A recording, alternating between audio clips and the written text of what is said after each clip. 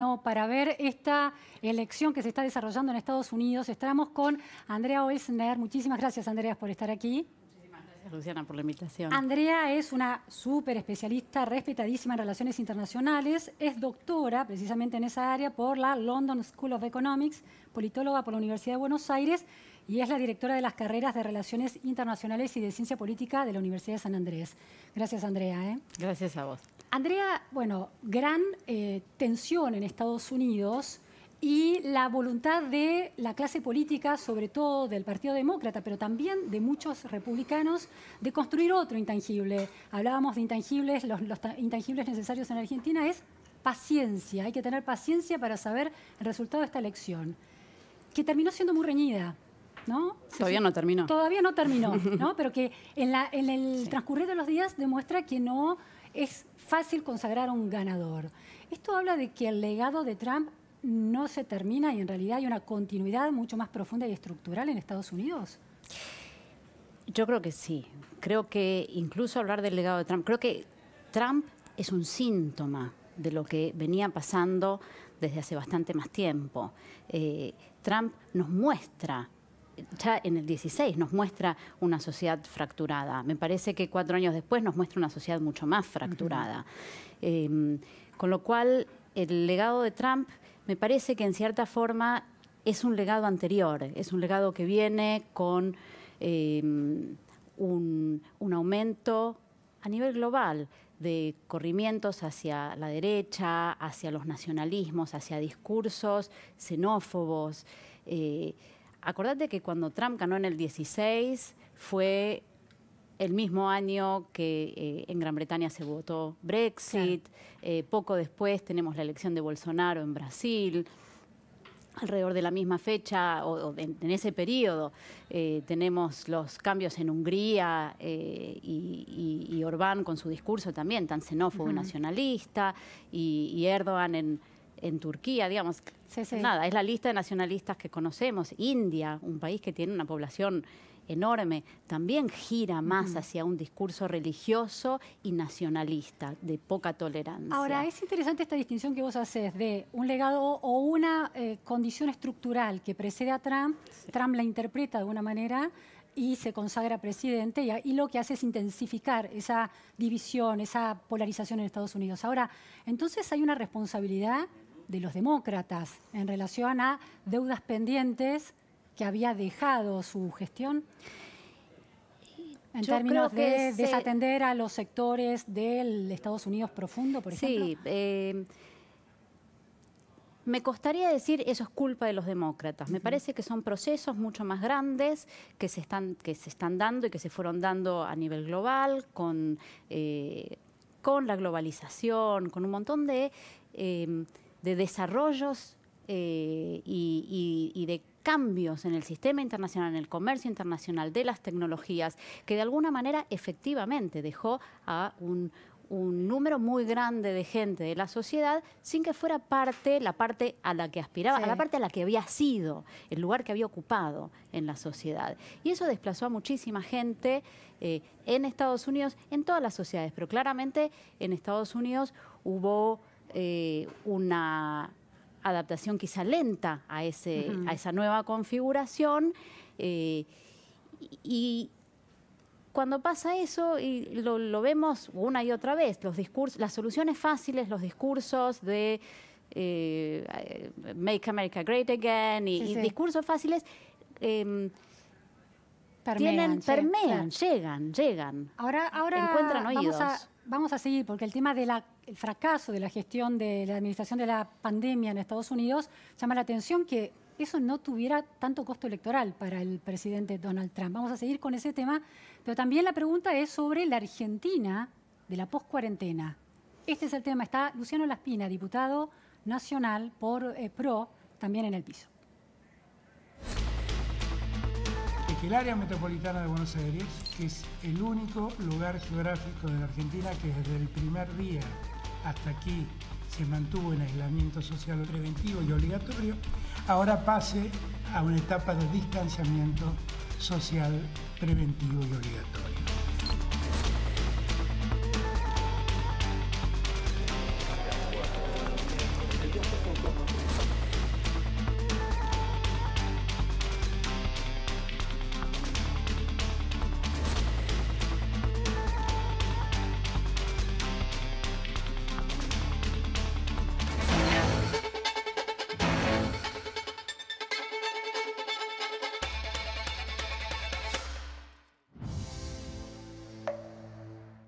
Bueno, está Luciano Laspina también en la repregunta. Muy buenas noches, Luciano. Gracias por estar aquí. Buenas noches, gracias por la invitación. Bueno, gran anuncio, gran ratificación del levantamiento de la cuarentena, por lo menos en el AMBA, un sector clave para la economía argentina. Esa medida que parece sanitaria termina convirtiéndose en una medida económica que puede contribuir al rebote de la actividad económica en la Argentina en el mediano o corto plazo. Bueno, desde ya que cualquier medida que vaya alivianando las restricciones sociosanitarias que se han tomado va a ir oxigenando el nivel de actividad. Pero lo cierto es que esta medida, de alguna forma, más allá de que está concentrada en el AMBA, recordemos que el confinamiento total que decretó en marzo el presidente Alberto Fernández incluía a todo el país, aún en pueblos lejanos de la Argentina donde no había casos. Sí, sí. Esa estrategia, digamos, de cuarentena tan dura puso a la economía en un enorme desequilibrio del cual nos está costando salir ahora. Así que yo creo que la estrategia, de alguna forma regionalizada, que ha inaugurado el gobierno de manera un poquito anárquica en los últimos meses y ahora de manera más formal, digamos, tratando de diferenciar más y sobre todo sacar al AMBA de este confinamiento que ha sido enorme, eterno, para la gente de la zona del AMBA. Me parece que es una medida correcta que además responde a los datos sanitarios, que es básicamente que acá la cuarentena golpeó muy duro y empezó a menguar, obviamente, por lo que se llama la inmunidad de rebaño, que es mucha gente ya se ha contagiado, el virus se encuentra menos clientes para pasarse por que están inmunizados, y esto me parece que es una buena noticia en el AMBA. Ahora, la caída del PBI, que se calcula que será del 12 y algo %, ¿va a rebotar lo suficiente como para recuperar esa pérdida con la apertura de la economía a partir del levantamiento de la cuarentena?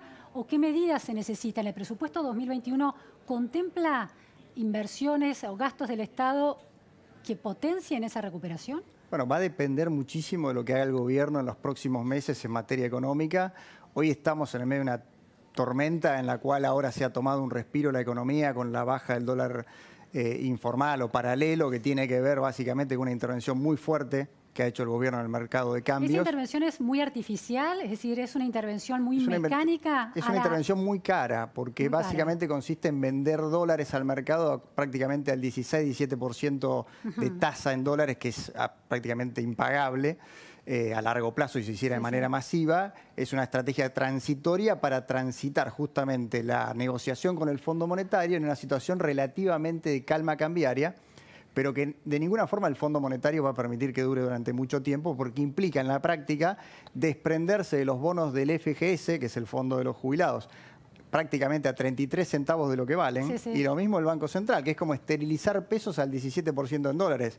Es una bomba de tiempo. Es decir, se está usando plata del ANSES, eso es lo que estás planteando. Sí, se está interviniendo a través del FGS. Se está condicionando la posibilidad de financiar las jubilaciones futuras de quienes están aportando. Es un negocio muy ruinoso para el ANSES, porque básicamente vende deuda en dólares que hoy está a precios de remate, que debería cubrir las jubilaciones en el futuro. Esto es lo que está pasando en la práctica. Por eso el gobierno está dosificando, logró cortar una espiral, digamos, casi te diría hiperinflacionaria, a la cual se iba el dólar en algún momento, el dólar paralelo, dando una señal, y el mercado se ha tomado un respiro a la espera de la misión del Fondo Monetario, que llega el martes que viene con un durísimo plan, creo yo, de reequilibrio, digamos, ajuste o reequilibrio de las cuentas fiscales y monetarias de la Argentina, que va a ser la clave para que la Argentina se recupere o no el año que viene, que pueda balancear entre una corrección de las cuentas públicas y una recuperación de la confianza del sector privado. Las dos se necesitan una a la otra. Me interesan esas dos. Está esta idea de que el gobierno no reconoce o reconoce que hay un ajuste, pero que es un ajuste en realidad de los gastos del Estado para paliar la cuarentena. Pero no es un ajuste en relación a una economía que venía hasta 2019 muy castigada. Es decir, hay ayuda social, pero se resta la de emergencia de la cuarentena. Entonces, por un lado no hay ajuste, pero en realidad lo hay. Sí, hay una confusión bastante grande porque se mezclan lo que son los gastos de los programas COVID con los gastos tradicionales. Es cierto que este año básicamente hay tres factores que juegan. Uno es la caída muy fuerte de la recaudación, porque tenemos un nivel récord de caída del producto.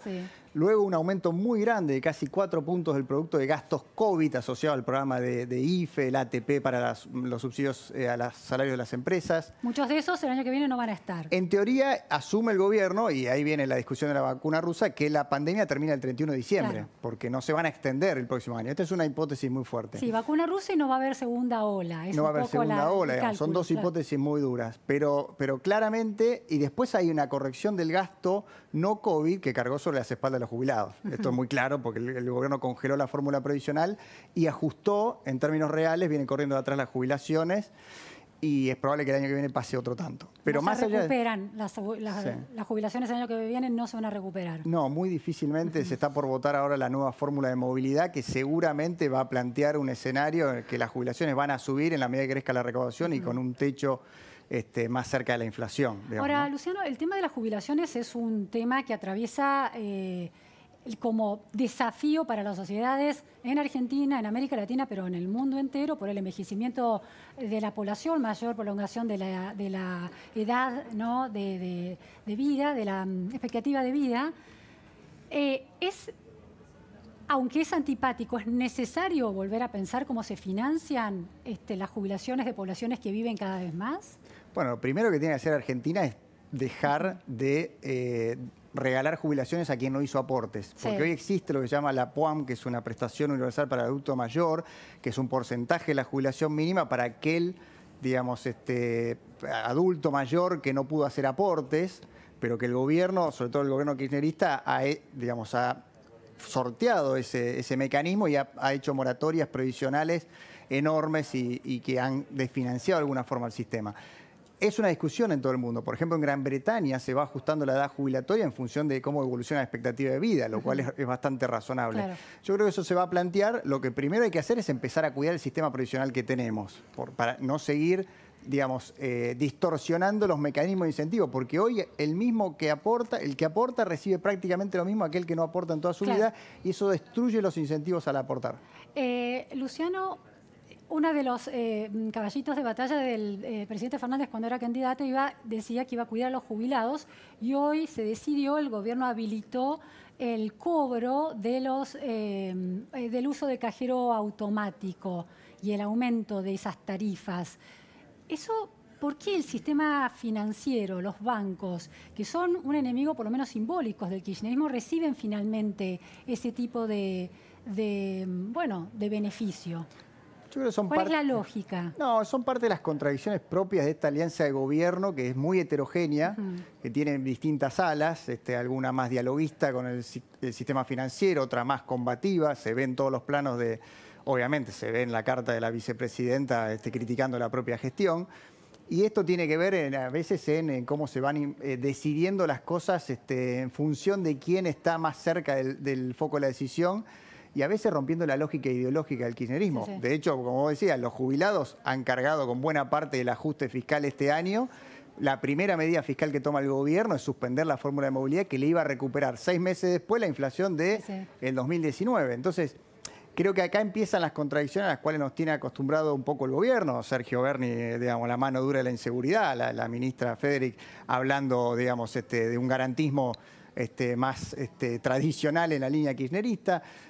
Bueno, es parte de eso, me parece, de esa mezcla. No hay una explicación lógica. Lo que sí creo es que la carta de la vicepresidenta, en alguna forma, tomando distancia de Alberto Fernández y dejándolo de alguna forma librado a su propia suerte, ha decidido el gobierno hacer un giro ortodoxo bastante claro, que tiene que ver con la intervención que mantuvo el dólar planchado estos días, pero también con la decisión de ir a un acuerdo con el Fondo Monetario Internacional a como dé lugar. Y te digo algo, volviendo a tu pregunta del déficit, del equilibrio fiscal del año que viene o del presupuesto del año que viene, este presupuesto que está basado en un déficit de 4.5 del producto, en realidad el Fondo Monetario va a pedir mucho menos que eso. Y te cierro con esto. En Ecuador, que viene de firmar un acuerdo ahora en octubre, le pidió 8 puntos del PBI de ajuste del déficit primario en 2 años. 4.4 el año que viene y otros 3.7 en el 2022. Vamos a volver ahora con el tema del FMI, porque la cuestión es que ahora la expectativa está puesta en cerrar ese acuerdo, como antes estaba puesta en cerrar con los acreedores privados, esa paz lograda con los acreedores privados se cortó, sus efectos positivos duraron muy poco. Va a pasar lo mismo con el FMI, después lo analizamos. Luciano. Andrea, bueno, una crisis electoral, una crisis política inesperada para una democracia consolidada como la de Estados Unidos. ¿Cuáles son los efectos dominó que tienen sobre, por ejemplo, América Latina, la región, su presión sobre su legitimidad para presionar a democracias o a regímenes antidemocráticos dictatoriales como el de Venezuela y a convertirse en una especie de faro del mundo libre con este nivel de ruido en su política doméstica? Bueno, por un lado nos muestra que las grietas no las inventamos acá, ¿no? Me parece que la grieta que estamos viendo en Estados Unidos con esta elección que realmente están contando votos uno por uno y me parece que en Georgia, yo estaba tratando de decir, hay una diferencia, algo así, por ahora, algo así como 4.000 votos. Claro. Y por el sistema que tienen, bueno, es uno de los estados que va a mandar electores y que son electores que van a decidir en parte quién va a ser el próximo presidente. Esto es, como te decía antes, me parece a mí, de más largo plazo. Estamos, es en cierta forma el síntoma que vemos, pero no es... la causa no es Trump. Me parece que Trump es en todo caso la consecuencia y el síntoma que vemos. A mí lo que me parece particularmente interesante y me llama mucho la atención es que las grietas, en general en la Argentina muy claramente, y uno lo percibe por lo menos en esta semana en Estados Unidos, suelen atribuir posiciones morales. Es decir, la centroizquierda, los liberals, el progresismo de Estados Unidos se arroga la pretensión moral de corrección política y de defensa de las instituciones, y el cuestionamiento a Trump es como la decadencia de los valores republicanos de esa democracia tan señera en el mundo. ¿Esa no es una mirada demasiado instalada en la distribución de posicionamientos morales y deja de lado el hecho de que los votantes negros votaron, subió el caudal de votos en relación que beneficia a Trump, los votantes hispanos también subió el caudal de votos que le puso el voto a Trump? ¿No está dejando, cuando la lectura política de la grieta divide a la clase política o a los espectros políticos en buenos y malos, no está dejando una precisión en lo que está pasando efectivamente entre la gente? Esta idea de Trump diciendo el Partido Republicano es hoy el Partido del Pueblo. Bueno, me parece que sí, que los buenos y los negros y blancos en términos de contrastes, sí, hablo, ¿no? Sí. Los contrastes, las visiones binarias, incluso en esta elección en Estados Unidos que está tan polarizada, esta grieta que es tan honda, las visiones binarias no son buenas. Podríamos decir, si el Partido Demócrata se atribuye a sí mismo la defensa de los valores, de la democracia, de los derechos humanos, también podemos ver que durante gobiernos demócratas se intentó expandir la democracia por el mundo con la fuerza, con pocos resultados, o por lo menos con resultados que no fueron necesariamente. Obama, ¿no? Y ese es un elogio que se le hace a Trump por no haber llevado guerras a otros países, ¿no? Es paradójico. Bueno, eso, pero, ¿no? pero entre otras cosas, pero digamos, jugando al abogado del diablo, ¿no? Sí. No llevó guerras a otros países. Es cierto, no llevó guerras a otros países, pero porque el objetivo suyo y de su gobierno era volver a hacer América grande otra vez, mirar para adentro, con una política muy aislacionista, ¿sí? Donde las relaciones con el resto del mundo estaban regidas sobre todo por el interés y la conveniencia. Entonces, ¿conviene o no conviene? Pero eso es básicamente lo que guió mucho de la política exterior de Estados Unidos durante estos años. No los valores, no la defensa de la democracia, el fortalecimiento de las instituciones, que tuvo lado B también, digamos, que tuvo claramente jugadas muy negativas en todo el mundo. ¿Sí? Andrea, una de las cosas que inquietaron más, por lo menos a los periodistas, fue ver cómo los medios, Twitter, Facebook, medios, cadenas de televisión, se arrogaban el derecho de tutelar de alguna manera a la opinión pública y a la democracia. Y cuando el presidente de Estados Unidos empezaba a pronunciar falsedades abiertamente, digamos, reconocibles como falsedades, interrumpían la transmisión o le superponían el relato o el análisis en un canal de televisión. ¿Eso no es un signo de que hay una pérdida de respeto por valores muy claves de la democracia, aún en una democracia, aún en el sector demócrata que dice estar defendiendo los valores más claves de la democracia? Es interesante. Ayer anoche con mis colegas a través de WhatsApp tuvimos un debate sobre esto. Es difícil. Yo creo que acá también respuestas claras a mí me parece que son difíciles, ¿no? Me parece que es complejo. Por un lado, uno podría decir son medios, Twitter, por ejemplo, que ejercen una especie de censura. Claro. ¿Sí? ¿Y qué pasa entonces con la libertad de expresión, con la libertad de opinión, etcétera, etcétera? Por otro lado, algunas de las cosas que dice Trump podrían hasta las ciudades, los ciudadanos, los negocios están temiendo la violencia, hay Pero no debería ser las instituciones clásicas de una democracia las que le pusieron un freno a la palabra presidencial si está incitando a la violencia. No sé, la figura del impeachment o una figura más de urgencia, casi como una especie de medida cautelar, y no los medios, dueños privados de medios decidiendo cuando el presidente de Estados Unidos, que ha sido votado hace 4 años por los estadounidenses, habla aún cuando dice disparate. Es complejísimo, es complejísimo. La velocidad de Twitter es muchas veces mayor a la velocidad de un impeachment o de una medida cautelar o de cualquier proceso legal. Es complejo, es complejo. Tampoco no tengo una respuesta clara. Me parece que por un lado no estoy segura entonces de que estos medios puedan arrogarse la decisión de qué publican y qué no publican cuando son plataformas públicas. Claro.